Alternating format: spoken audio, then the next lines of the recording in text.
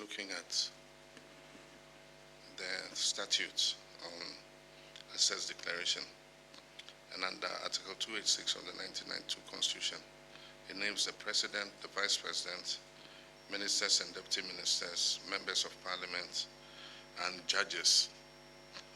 And then again under Act 550, Public Office Holders Declaration of Assets, it includes public officers, including those in the civil service, public corporations, and statutory boards.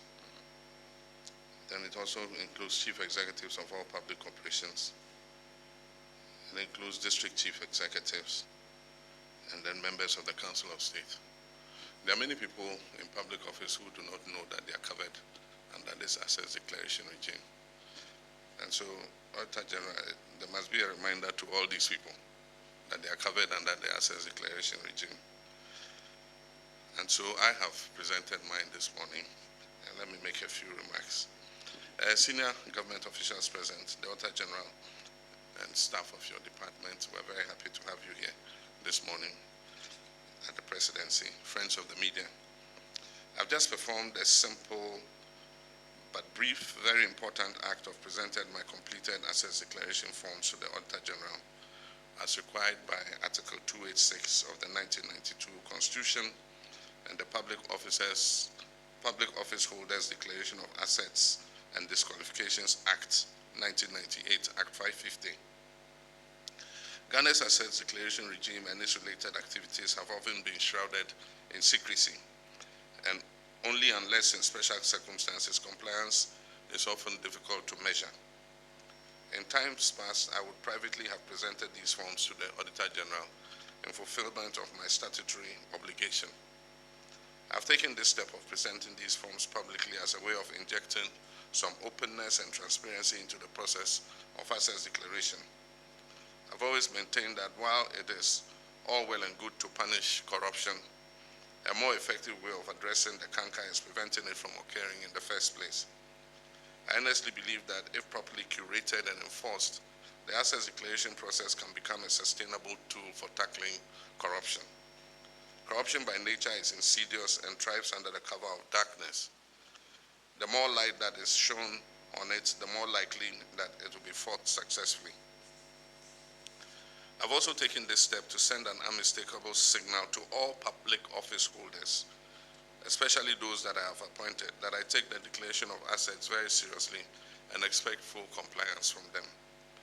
I've asked the Chief of Staff to send word to all appointees to ensure that they declare their assets by the end of the first quarter of this year, that is by 31st March 2025. I wish to stress that any appointee failing to meet this deadline would face severe sanctions, not excluding removal from office.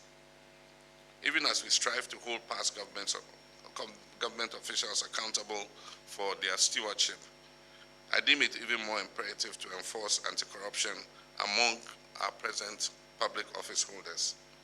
Charity, they say, begins at home. I'm therefore determined to take the necessary steps to ensure that we fight corruption vigorously so that the precious little resources that have been entrusted to us by the Ghanaian people are used only in their interest. There have been issues raised about the effectiveness of the current assets declaration regime. We must take advantage of the current constitution review process to strengthen the assets declaration regime to make it more relevant to changing times. I believe that we must move to a regime where the assets so declared can be published before and after public office, so that the phenomenon of unexplained and overnight wealth obviously earned through the proceeds of corruption can be checked. I trust that a healthy debate can be had over this issue and consensus built on the way forward, so that collectively we can defeat the unwholesome canker of corruption. I thank you for your kind attention. Thank you. Thank you very much, Your Excellency. I thought that once the head of state and His Excellency has spoken, that would have ended everything. But I thank you also for the permission to give one or two remarks. And indeed, the remark goes directly in line with what His Excellency said.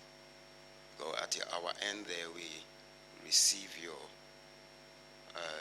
form, just like His Excellency has done. You don't seal it.